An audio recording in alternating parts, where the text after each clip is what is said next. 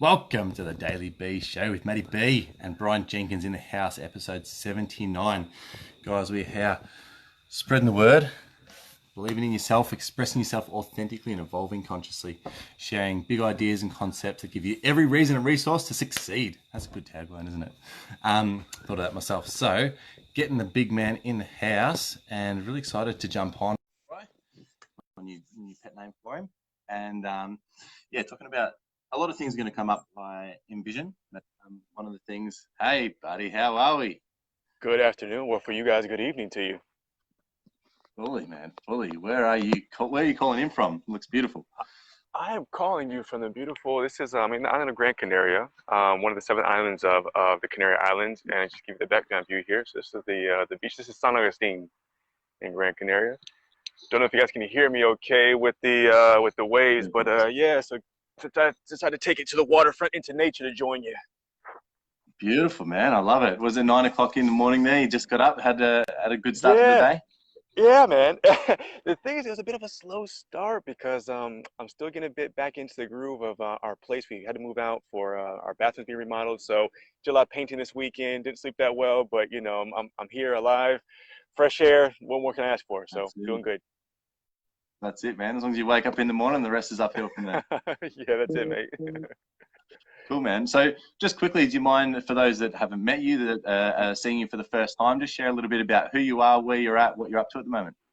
Yeah, sure, absolutely. So, the obvious, Brian Jenkins. I'm an American guy living in the Canary Islands. It's one of I live in Gran Canaria, one of the seven Canary Islands off the coast of Morocco.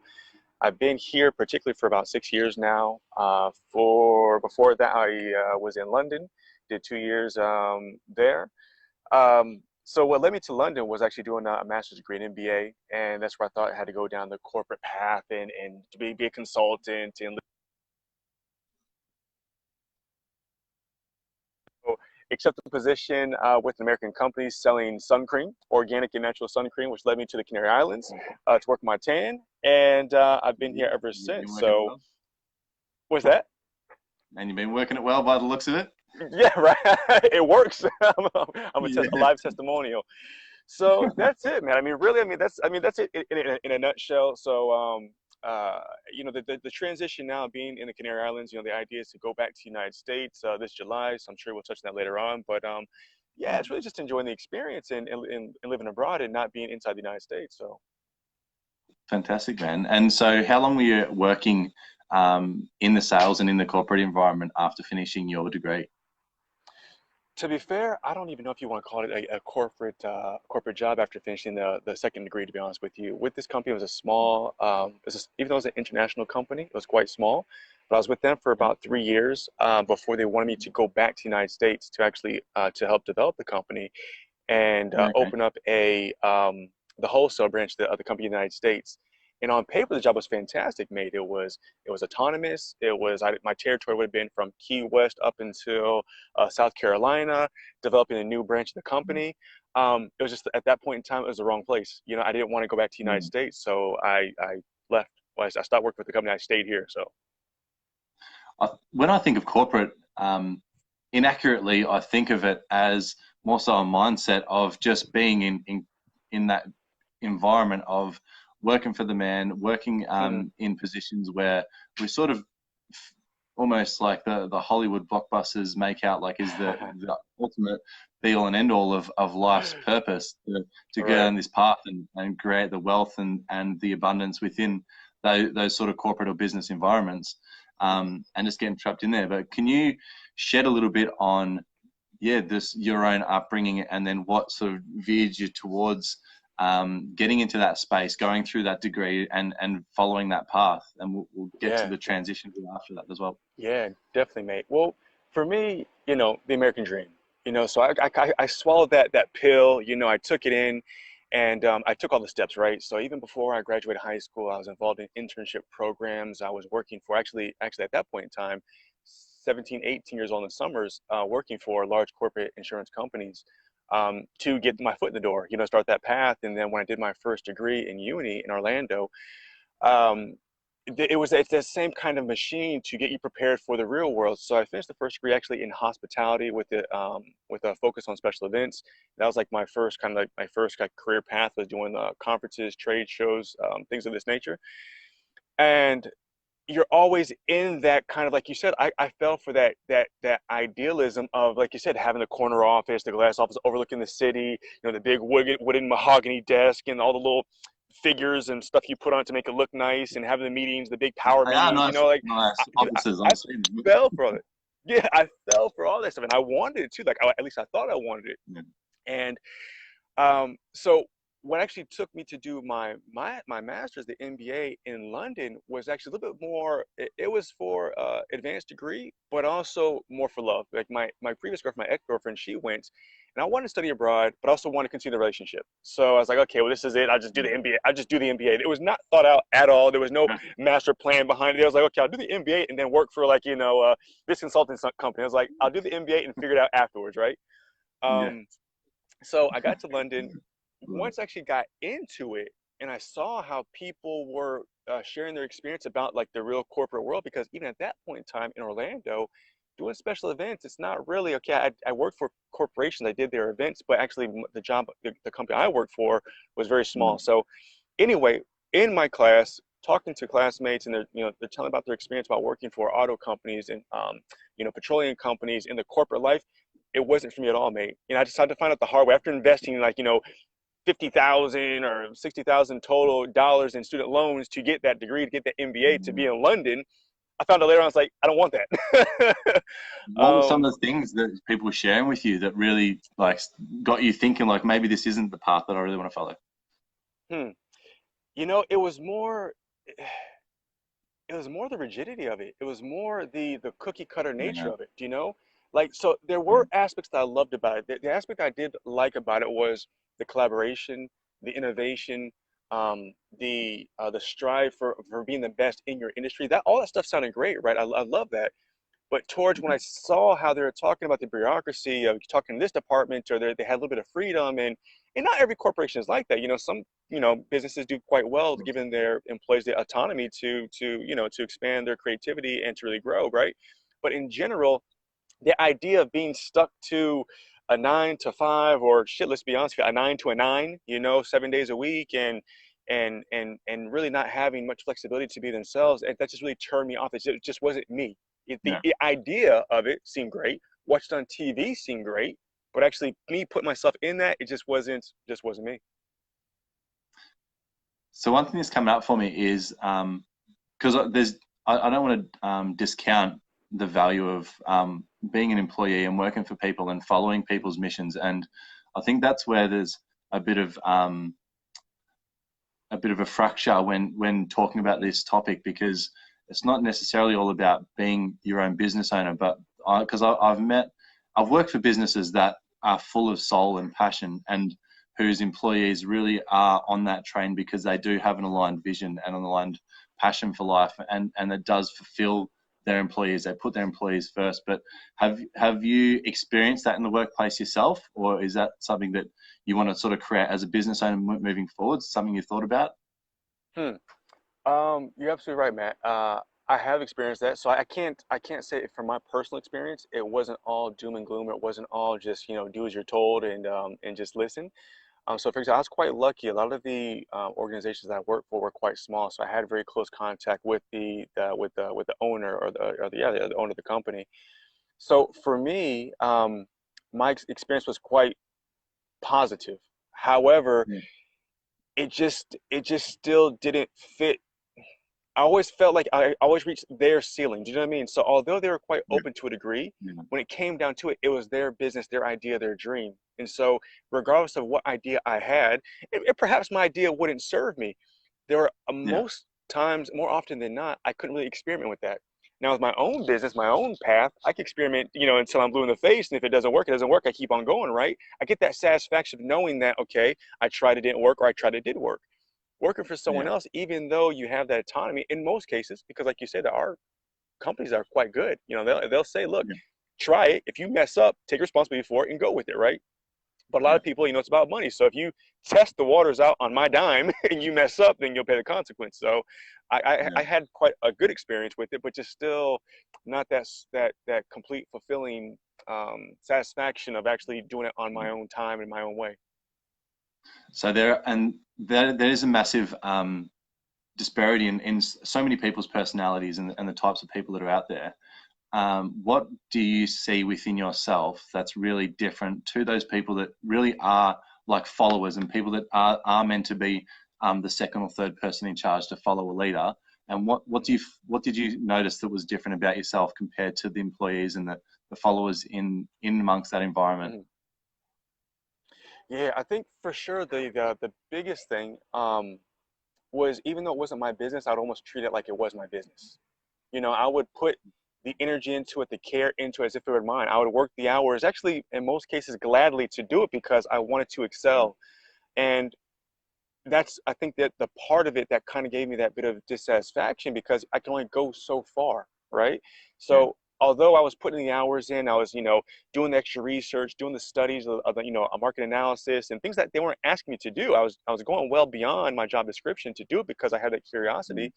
Um, Unfortunately, once it got to the point of presenting the idea or sharing my findings, and more often than not, they were like, okay, I appreciate that, but that's not where we're at right now, right? It's like, well, damn, all that work for nothing. But I could be mad at them because they didn't ask me to do it. I voluntarily chose to do it, right?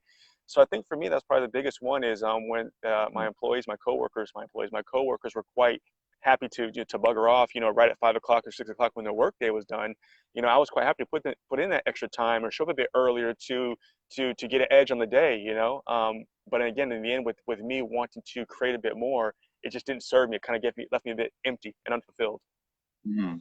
Yeah, I can definitely relate to that. Mm. Did you find almost in any circumstances like an adverse effect to that above and beyond nature and to the type being that type of personality that is willing to step up and is willing to share your ideas and is willing to express findings like that? Did you find any of your superiors or leaders of the businesses would actually come down on you for that and sort of try and put you back in the place because of their own insecurities in any way? Yeah, yeah, for sure. And that was probably, the last job that I had. It was very similar to that. It's a great company. I enjoy my time with them. I enjoy the owner of the company. We still have great contact together, and still actually my direct boss. I have great contact with Yeah. her as well. But that's exactly what you're saying is we did have these butting of the heads where they used the phrase that used to drive me crazy. Do it this way because it's tried and proven. It's tried and proven. I was like, okay, yes, okay, it works, but is it working to the best of the ability, right? Like Mm. I see what you're saying, but we still have these pitfalls that we keep falling into. And because we've learned how to navigate this landmine, can we just get rid of the damn landmines? So, and that was a frustrating part. And it stifled me, mate. Like it got to the point in time where I lost interest in the company. Like my desire to want to, really give it my best and to motivate my team and to create, actually to get the most sales possible for that year, it was diminished. Like I lost that fire. I didn't, Yeah. it's like, what was the point? And so, yeah, so maybe I made it harder on myself to not stick to the script because that's what they're saying. Just do what we're telling you, and you'll have these results. Da, da, da, da. And I said, okay, what you're saying works on that island over there, but here it's a bit different, right? So I'm saying I see something different, I feel something different, and so it did Yeah. it. It just just like Samantha was saying to a degree, like it limited my growth. Like it made me not Yeah. want to push further. It made me not want to try to dig deeper. So I was like, all right, well, I just shut up and go with the flow, right? Yeah. What I find with especially a lot of entrepreneurs and business owners is that, and going through personal development work, I've said it a few times on these videos, is that the more I strip away and learn more about myself, is that I had it right when I was a kid. Like I'm going back to my childish ways almost. And entrepreneurs and business owners are like this mischievous little kids that just want to poke at everything and ask why. And if they're not satisfied with that question being fulfilled, like they're just going to keep fucking poking until they get a better answer or find something else. So Right. Mate, that was definitely me because I can tell like there was a frustration like with my direct boss, and she'd kind of give these answers that try to like just get me away like you almost give to a kid. I don't have kids yet, but like how our parents used to tell us, yeah, well, why is the sky blue? Well, because the sky's blue because God painted it that way. Whatever excuse they give us, right? The just hope they because it just go is. away. Well, where do clouds come from? Because of that smokestack over there is producing the clouds, you know? So she tried to give me these kind of like these reasons, rationale of why something wasn't working.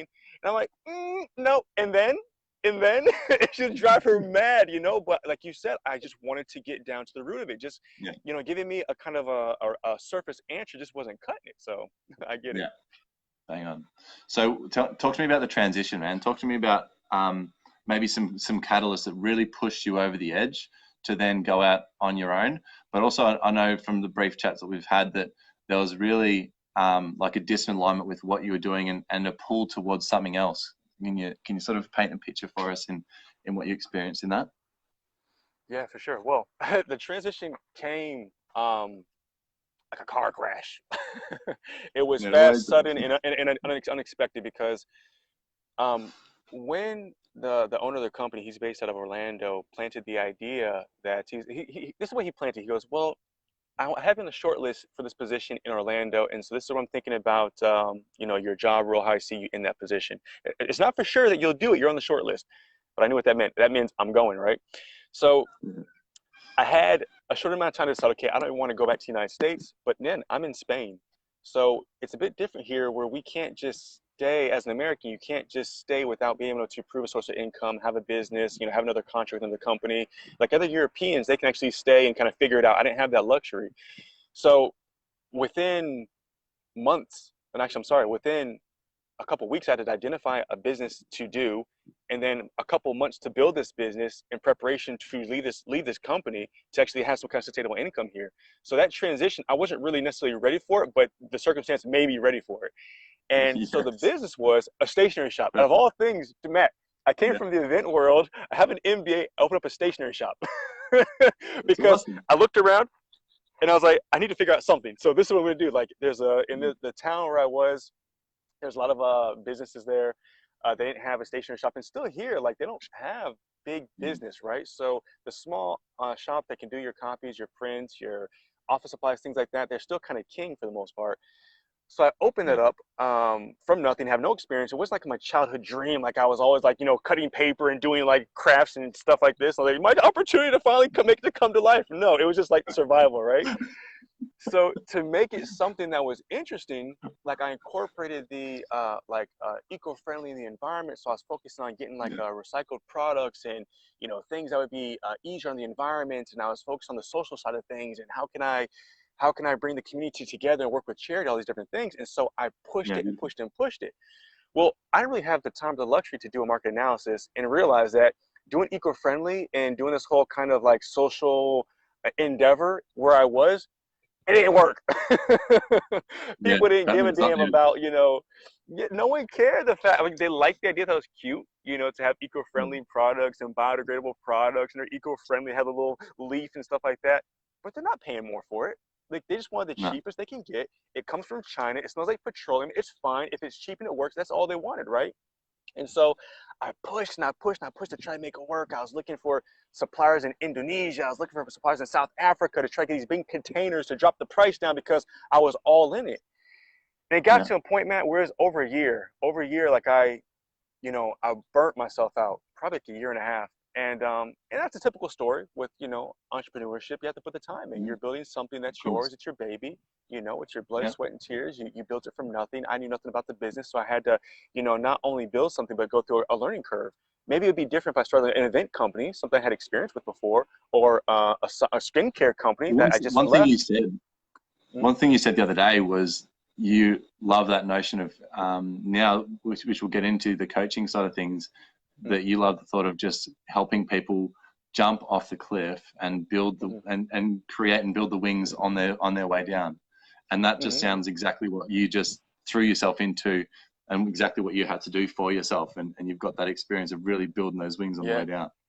For sure. No, it's a good observation, man. It's a good observation. And I think, you know, and I think for sure that's one of my motivations. I want to go down, you know, to make that curve and that transition into, I'm not exactly sure, but we'll call it coaching for now because I'm not sure how I see that person, but I would like to be able to connect with people like me 10 years ago or 5 years ago, you know? So the process I went through in that entrepreneurship route and building the business from scratch and trying to figure it out, I figured it out. I didn't really see it as an enjoyable journey.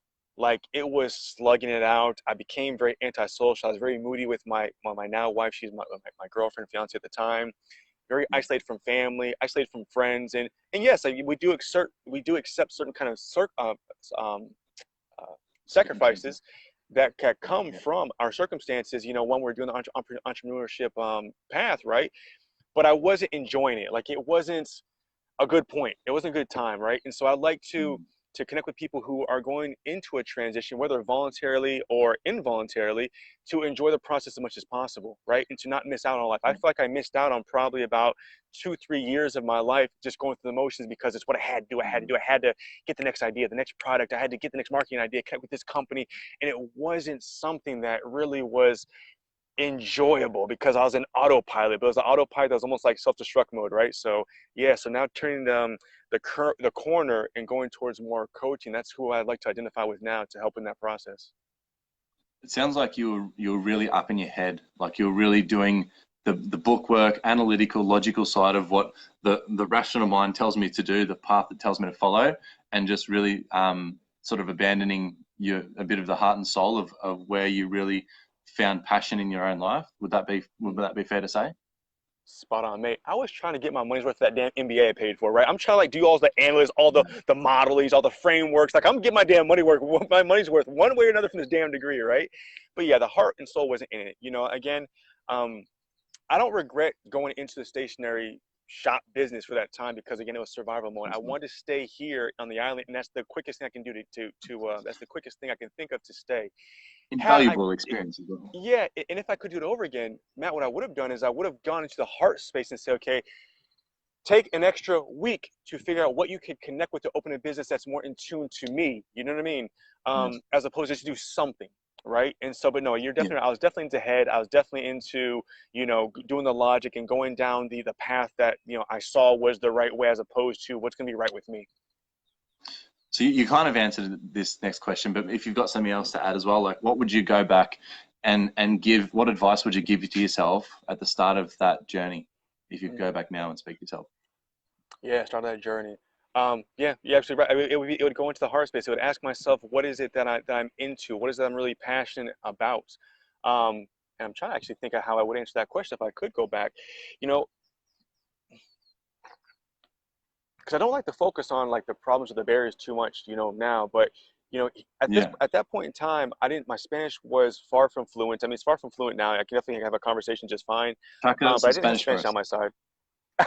Bueno, entonces en este momento yo no podía trabajar casi nada de español. I couldn't speak really Even I nothing of find that Spanish. sensitive. To untrained ear, it sounds fantastic. Um, but then at the same time, the economy here in the Canary Islands is still a bit rough, man. We have about 30% unemployment, depending on what figures you look at, Mm. right? So trying to get a job of something that could pay me that I needed to get paid at that point in time was very slim. So it's hard to say what I would have gone into, but I definitely would give myself more time because I did have, Yeah. some money saved and I had money coming from um, because here I don't know how the social system works in Australia, but at least in Spain, we have unemployment, but you can actually get that money back from unemployment, even though I chose to walk away, right? So I had money to play with to buy myself some time. I would have given myself more time to figure out something that was more in tune with me as opposed to rushing into something. Yeah. Okay. And also one thing is that's coming up to touch on is because it's not necessarily like you said that the experience of doing a stationery shop is great and a part of the entrepreneurial journey. But do you think there's merit in just the perspective that you maybe held at the time as well? And you could have, do you think you could have still gone down that route, but just the intent, like the underlying intention of and purpose for actually doing it with a bit more heart and soul? Do you think that would have Hmm. had a more of an impact on your peace of mind, Yeah. on your, I don't know, on certain levels? Yeah, no, without a doubt, mate. Without a doubt. And when I went into, yeah, so if I went into it with a different, now to be fair, when I first got into it, I did go into it with excitement, with creativity. I was thinking, oh God, this is my own shop now, so I can do whatever I want. My wife and I, we built the whole store out pretty much out of recycled materials. So everything was made from pallets, old Yeah. things we found on the side of the road. The whole idea is to create a store that wouldn't contribute to more waste, but more so take it away. So we started off with that idea. But what happens is Yeah. when I ran into the barriers of not being able to Yeah. connect with people as I wanted to, not being able to get people as excited about the eco-friendly products as I anticipated, I took Yeah. those to heart. And that knocked me Yeah. off. Like it slowly started to kind of whittle away at me as to, like, what's the point? I'm Yeah. trying so hard, da, da, da. And I don't know. I think there's a natural frustration that's going to come with that. But for sure, I could have taken those hurdles differently, as opposed to letting it Okay. identify my business or identify what my ambition was. I could have just taken a look. Okay, right. So they're not into this particular product. Maybe they'll be into another product. Maybe they don't like this Yeah. price point. Maybe I can lower this price point. Maybe I can increase the price a little bit, 5%, 10% of the normal products, and reduce it of the eco-friendly products so they're more in line with each other. So there's a lot of things I could have done differently rather than let myself get burnt out and run out of steam, essentially. So yeah, Yeah. if I went into it with more intention, I definitely, or a different intention, I definitely could have enjoyed that process a bit more. Yeah. And hindsight's a wonderful thing, obviously. Yeah, it is, right? But what did I have? Let's go back to before this as well. Like where you grew up, what your childhood was like, and what sort of, I don't know, influences you had around you that sort of spurred you down this path as well. Yeah, yeah, yeah. Growing up wise, well, I grew up in well, I was born in South Carolina at 8 months old. My family Yeah. moved to Italy. My father was in the Air Force, so we were there for 3 years. From Yeah. 3 years old to 9 years old, we lived in Miami. After the Hurricane Andrew came in '92, pretty much destroyed our house, and so we moved from Miami to temporarily to Georgia until we could find a place. We're in Georgia for about 3 to 5 months. I really don't remember. Then we Yeah. moved back from Georgia, back to Florida into the Tampa area, and then from Tampa, from 10 years old to about 18 years old, and then um, to Orlando, do my first degree.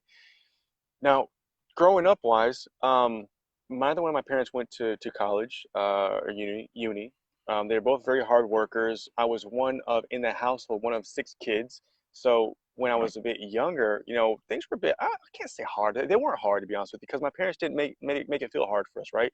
We didn't have a lot of money, but we didn't really know that we didn't have a lot of money because we had food to eat. We always had shelter. We had clothes. There's nothing like that seemed like poor. But really, in Yeah. hindsight, thinking back, yeah, they were very, careful with how we spent money. We didn't do luxurious things. We didn't go out to eat. If we did, it was like at a buffet somewhere, and that was like a once every 2 month kind of occurrence. But again, as a kid, you have no rationale of what's normal, right? So it's great for us. Yeah. So I didn't have that sense of like of um, of scarcity or anything like that. Yeah. Growing up with now, I was the youngest of the bunch. The next sister to me was 5 years older, and the next closest brother Oh, to me was wow. 10 years older. Yeah, so Oh, wow. so even though I had a lot of siblings, I can't say we had like a strong connection just because of the age difference. Yeah. Um, Has I that strengthened was over time? Oh yeah, man, it sure has. Like we're a lot Yeah. closer now because now once you get to a certain age, it doesn't really matter anymore, right? Now we all have Yeah. same bills, we have the same problems, we have the same relationship issues. Everything's the same now, right? Before We'll when still they were going relate to through each life, other. like yeah, I'm just like playing baseball, like enjoying life. They're like going through real life adult shit, and I'm just enjoying, Yeah. right? So we could connect, but not really at the same level. So um, so I was the only, I guess, mixed race person you can say, like black and white. My closest sister to me is white. I hate saying those terms, but in America we're very black and white, literally. And Such then a my racist. full older brothers are just black, right? And so Yeah. it's funny because I don't think that it really had any kind of impact on me because it's all you see. So when I see Yeah. my white mother, my black father, my white sister, my black brothers, like that was my world. It didn't seem like anything different, right? But when I Yeah. see like a other mixed race family, like it catches me off guard. I'm like, damn, is that what our family looks like? Because I can look at that family, I can look at my family and still see no resemblance because again, the faces of my family Yeah. are my family. I don't see like the color, right? Yeah. But also, I only see the difference when I see someone else. So So anyway, That's going really down that interesting. path, like my father was very, my parents were very, how you say, to work with integrity, to always do your best. And so it doesn't matter if you're cleaning the bathroom at McDonald's, you do your best because the only thing you have in life really is the last job you've done. And so Yeah. I think that definitely led me down the path of wanting to do a higher education, to do more, do my best, and then to go live abroad and to explore and to not hold yourself back. Even though my parents didn't do the college route, they definitely didn't discourage me. They also didn't pay for it either. They said, "Well, look, it's your choice if you want to do it." So I can't really say there's so much influence in regards to taking that path different than my family but what did influence me was for sure is wanting to, I guess, keep pushing the limits of what you can do in some kind of way. Yeah. Yeah, I like it. Hard work and integrity also looks Mm, like it's rubbed off a bit too. yeah. Yeah, man. So with moving forwards as well, like you've obviously had your own challenges and trials and tribulations as well. What does the next 5 to 10 years look like in an ideal world for you? Where's your sort of Oh, mind ideal veering? world. This is exciting. Yeah. What I've heard so Yeah. far, anyway. Man, the next 5 to 10 years is I don't know where I'll be. I know I'll be somewhere in the world, right? And I'm saying that because as we shared, my wife and I Hopefully. we're in the process of creating our life to be on the road and to travel the world and to be able to have our kids experience the world actually live, not just from the textbook, not from looking on the internet, but actually experiencing things live. So where we'll be, I Yeah. don't know, but we won't be in Spain and we won't be in the United States for sure. Um, we'll definitely both be some kind of practitioners in our craft. Whether it's the coaching route, whether it's doing seminars and workshops from a marriage standpoint, from a relationship standpoint. It's definitely helping people pull out the best of themselves in whichever way, shape, and form that is. So, for example, if it comes to a relationship, I'm no expert, but my wife and I, being from two different cultures, she doesn't speak English. My Spanish was horrible when we first got together. So you can imagine those challenges and what we have to go through to kind of keep the relationship together, right? And Yeah. and to recognize how people are quick to throw in the towel on a relationship. So I want to pull people Yeah. and challenge, especially men, in a relationship, how to pull the best out of themselves to give the best of themselves to their partner, right?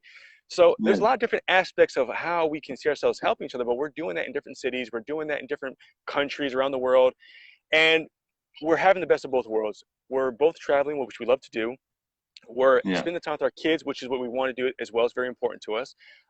We're always honing in on our craft, making it better, making ourselves more effective, more effective for what we do to other people. What does your And we're partner just do? happy, mate. What's that? What does your partner do? Oh, well, she actually right now she works for she's a like a property manager, like a commercial property manager. So Oh, she's cool. done with that. Like we're in the process of getting her. I shouldn't say that, right? It's okay. I can say that because most of the people who would probably listen to this don't speak English anyway. So she's in the process of her way out. They just don't know it yet. Um, Exclusive here on the Daily B. yeah, right. Let's tune into her now as she walks out.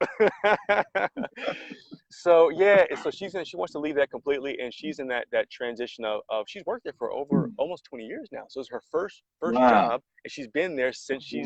since she's like 17 years old, and so she's ready to give that Right. up, and that's a process for her as well. So yeah, mate. So the vision for the next 5-10 years, there is there's clarity, but then there's not. But that there area that Cool. there's no clarity, that's the exciting part of it, to be honest with you. And I'm Yeah. okay with that having that now. So Hell yeah. Absolutely. So we're going to catch up over in Florida and rendezvous in the States and maybe do a couple of events together. yeah, this is it's already in the works. My brother called me yesterday to say that he want to clarify a couple of details, like what kind of needs that you'll have. So he said he has about 3 places in mind. So he's gonna today. He said today. My brother's not that on point, but within this week, I'm sure he's gonna Yeah, send him yeah. some pictures of the 3 venues that he has in mind with some details and go Very from cool. there. So he's already so Very it's cool. already in motion. The word is out over there. My brother in Parks Recreation, Miami-Dade County, is already putting the Matty B events in motion. Whether it be in that system or not, it's already in motion. So That's it, man. That's it. I love it. I love it. mm, Is there some well, actually one thing I did wanted to go back to was um really getting into business, right? And mm, and coming from that heart space, but then being able to marry up, right? The importance of economy and profit with your good intentions as well. Mm-hmm. I want to just hear your take on that. You've gone through obviously starting a business with the best of intentions, really wanting to have a big impact, but also at the starting point of your journey as well, which you met the need to obviously wind it back and just focus on how you're going to make that work as well. And from my perspective, I think that's beautiful as well, because the more you can create for yourself, the more impact and power and influence you've got to actually go and impact the world. But from your own experience and take on that, can you share a little bit of insight? Because I know there's a lot of, just to create some context, I know there's a lot of healers, service providers, coaches, people that really do want to have an impact on the world, but yet they struggle because that hinders them at the starting point, I think, to getting off the blocks. And which essentially they're shooting themselves in the foot. But what would be your take and advice for people in that sort of sphere from what you've gone through? Oh, Matty B, you're asking such a seemingly simple question with such a deep answer. So We got 4 minutes. Oh, so let's get a shout out to my mom real quick. She's actually in Palm Harbor, Florida. Actually, another good contact for you, Matty B. We'll hook up with my mama. You have a place to stay. Beautiful. So for me, yeah, spot on, mate. So me always wanting to help people, I kind of had this battle of comfort with money, because my heart was, I think, in the right intention, the right place of wanting to give back. And I kind of took that as, if I'm really doing it to help people, then I almost felt guilty to make money, right? And I have felt that way for a long time. Like I felt that way for a long, long time. And to be honest with you, I still battle with that a little bit. Not as much as I did before, but a little bit. So when I, for example, opened the stationery shop, it's because I actually cut my profits because I wanted those eco-friendly products to be cheaper, because my thought was, okay, if they're cheaper, more people will buy them. So even if my profit is less on those products, if I know that there's less plastic in the ocean, there's less shite out there, then I can live with that, right? And I don't think that that's necessarily a bad idea. However, on the flip side, for the impact, like you said, like the impact that you're going to have, that you are having right now, and the impact that I want to have, that I'm going to project it, that I'm going to have, selling for that little slender bit of profit means I have less resources to have a bigger impact. And I didn't get that before. You know, I didn't get that. I didn't understand that. And so, not to say that path of working with that small profit doesn't mean that I won't get there. It just means I might take a bit longer. It just means that my resources are a bit stretched, a bit more thin, right? And so this is how it is now. And so I accept the fact that going down the social side of things, or the connectivity, the coaching part of things, that there's a value that comes with that. So for example, let's put a finer point on this. I invested in myself in a program called Man Cave. I know you're familiar with it. We saw Sam Lewis jump on real quick. You know, Man Cave with Preston Smiles. You know, that's an investment that I made into myself. That's, you know, it's a couple $1,000, right? But it's an investment that I made into coaches, other people who had more experience than I did, right? To guide me along a path to make me a better person, a better version of myself, which it happened, it's done. Now, the money I invested in myself, I was happy to pay that for the results I got from it. So if I'm happy to give my hard-earned money to somebody else to make me a better person, why is it that I cut myself short? Why is it that I feel like that my value, the impact I have on somebody else isn't as valuable, or I should feel guilty to do that? And so this is where I'm at now, where I don't feel the guilt anymore, right? Like I do want myself to be, I want it to be accessible to as many people as possible. I want to be able to help as many people as possible. However, understand that the biggest impact that I can have on the world and on myself is to, one, understand my value, which I learned from Tanya Hawkins, that she's actually watching right now. She's probably still in Mexico right now. A former solid gold dancer. She's actually she drilled that in, is actually understand what your value is and the impact you can have on other people. So it's okay if not everyone can afford my services. That's okay. Maybe I'm not the person for them at this point in time, or maybe right now as I'm getting started, there's people who can afford my services, and maybe in the next 2, 3, 5 years they won't be able to. That's okay. I don't have to be everything to all people at all times. That's why we have the circle of life. That's why people are developing. So to get back to your question, I think that struggle is I think if you are really thinking big, like you and I were thinking big, we have to understand that we may charge more for our services, but the value and what people will get from it, they'll get tenfold, they'll get 20-fold, Yeah. right? So Yeah. the money I invested into Man Cave, there's no price for that. There's the benefit that I felt from it is way more than the couple thousand euros I paid for it. Like it's priceless for me. So I would say have faith and trust in yourself and the value you're going to give. Now, if you're still not quite sure in the value you're going to give, then maybe you'll have that conflict, right? And that was my problem. I wasn't sure of like, it was like, oh, can I add value? Can I really give someone something to take away?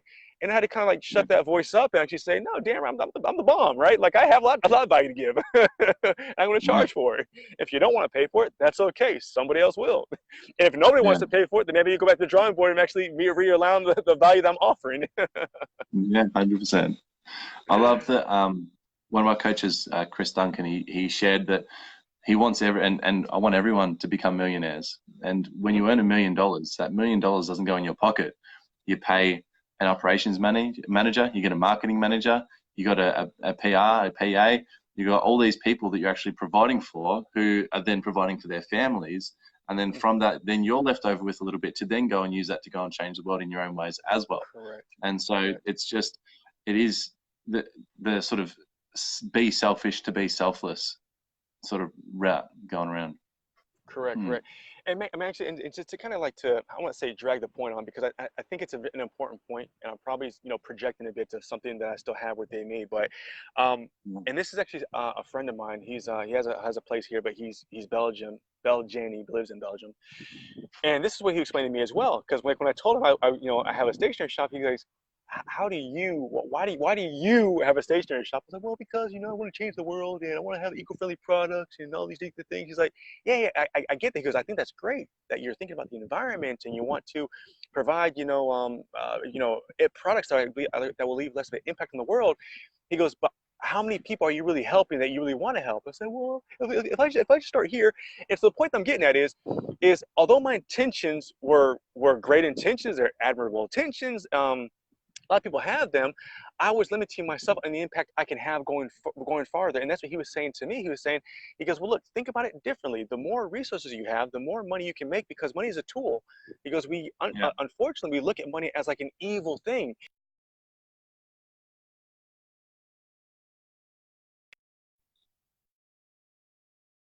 We use here on earth, to go and to be stewards of the world, if you will, then get as much of that resource as possible to make as big of an impact as you can, right? And so that's how that helped me to shift my mindset, how I saw that and how I saw myself and how I saw myself around the idea of money, and felt guilty about making money or wanting to make money, and now understand that no, hell no. The more I make, the more I have, the more people I can help, give jobs, provide for families, give people more tools, connect more. Like you said, Matt, when you get to Miami, you're going to be in that same big stage that you were in the Miami, the Marlins Stadium. You'll be there, mate, and people will pay good money to see you, because when those 5,000, 10,000 people leave you, that's 5,000, 10 people who are like charged up and ready to take on the world. And that's money well spent, as opposed to if you stayed in Australia playing small because you don't want to charge so much and you want everyone to have access to you and only 30 people come at a time. Man, forget that. Great, that's great. I mean, the people you're helping right now is amazing. You've helped me, right? But those 10,000 people who are waiting for you to get in Miami, like in the next 4 months, like that's the impact there. So I had to get off. Nah, bro, I love it. And we just got to stop being so fucking selfish and playing small in our own right as well. I agree, man. I always have a dig at a little bit of a cheeky dig at people that create so much necessity importance around recycling their rubbish and to save the world, yet they're only going out to work to provide for their family, then their dog and their kids. I don't know, I just have a little chuckle. At least they're doing something. But no, but honestly, I think we have to challenge people's ideas like that. I think we have to challenge. I mean, and again, if they take offense to it, and they get a bit wound up, well, that's kind of their issue. But I think those are questions that we should pose to one another to make each other better, right? So really, what are you doing, and what are you doing it for, and what impact are you really having? So, I love it, bro. What can I do, or the network, or anyone that might be viewing, do to assist you, or follow you, or join on your mission in any way? Oh man, well, Matt, as mentioned, man, like, you're already doing it. Yeah, again, just you being vulnerable, you putting your space out there is a great reminder to me of everything that's possible, and to have more belief in myself. I love your confidence. I love the way that you're putting your intentions out there and not hiding that from the world. And so, regards to what people can do what you're doing. Anybody else, support me. I'd say, so really I don't have any channels set up, anything yet. I don't have, I just have my own personal Facebook page, which is just Mr. Brian Jenkins. Later on I will go through and actually, streamline this, or to open up more channels for YouTube and things like that, but it's pretty basic. Just a positive energy, mate. So if you guys see a video, share it. I love feedback, so even if you come across a video and you think, that point wasn't quite there, or you could have said that differently, you spoke too fast, give me feedback. Make me better. Push me and make me better. Don't be nice to me, and just watch the videos and watch whatever content I put out there. Yeah, yeah. I love it. I mean, level me up, sharpen me up and push me to the edge, because if you're just sitting back, you don't want to hurt my feelings, you're not really helping me. So level me up. Let me know I can be more engaging, more impactful, how I can connect in a more effective way to a broader audience. So that's all I can ask for you guys. And Samantha, thanks for hanging out with us. So I expect you to see your constructive criticism in the future. And what a great example of humility as well. I love it. And share with us your show, like your interview show that you're doing as well, and the sort of intention behind that. Yeah. So the what I'm doing as well is, I think something very similar to what you're doing is, so I'm reaching out to a variety of my friends and family who's had some kind of impact on me in my life. And so the idea is share their stories of what they're doing right now, things that I recognize that's a bit different than the rest, of how they are co-creating their dreams, their lives, that's in line to them, right? And so it does two things.